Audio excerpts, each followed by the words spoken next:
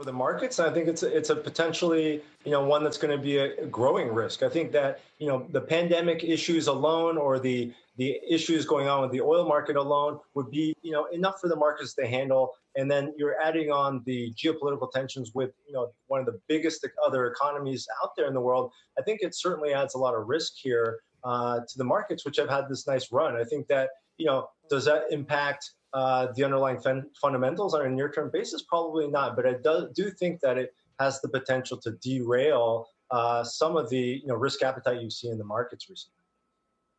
Quincy, how concerned are you about escalating rhetoric between the United States and China? And does it, if it happens, does it point you to any particular sectors or investment plays, whether it's a military defense or something, or away from some that might be affected?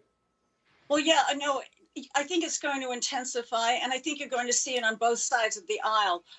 It happens to be an election campaign theme.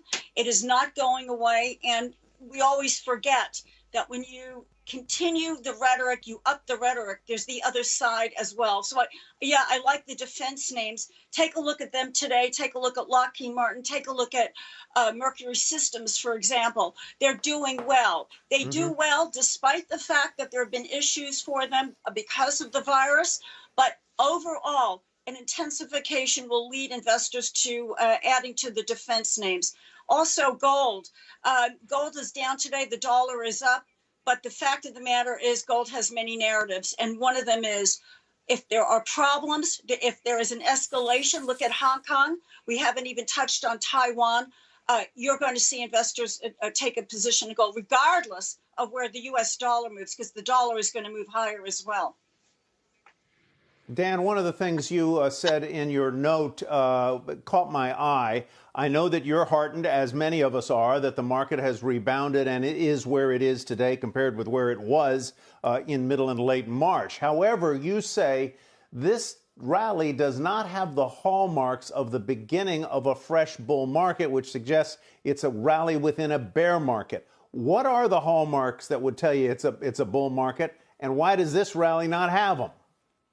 Yeah, exactly, Tyler. I think that usually when you're at the bottom of a bear market and the start of a new sustained bull market, there's a few things that you typically see. And I would, in the notes, I point to 4 things that are kind of glaringly absent that should give investors pause from trying to pile into the idea that this is a sustainable bull market here. I think, the first is that typically you're starting to see some of the fundamentals improve, right? I mean, I think that's part and parcel for what a recovery looks like. The leading indicators we just got out this morning, the index of leading indicators, and I highlight leading, not lagging, the index of leading indicators just hit a new low. So you're not really seeing widespread signs that the fundamentals are improving. Secondarily, you normally see, overwhelmingly bearish sentiment out there. I think it's hard to make the argument that, sentiment is overwhelmingly bearish. Whether you look at the improvement in investor positioning recently, or just in the first quarter, you had a record number of new account openings at the online brokers, right? So that's typically not when sentiment is getting washed out.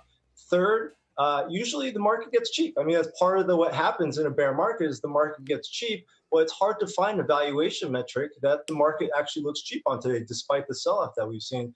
And lastly, from more of a technical perspective, usually if this is really truly the start of a sustained, long-lasting bull market, it's usually led by the riskiest, junkiest stuff. That's not been the case. As you guys report on every day, it's led by a handful of mega cap tech stocks, not the junkiest, most beaten down stuff.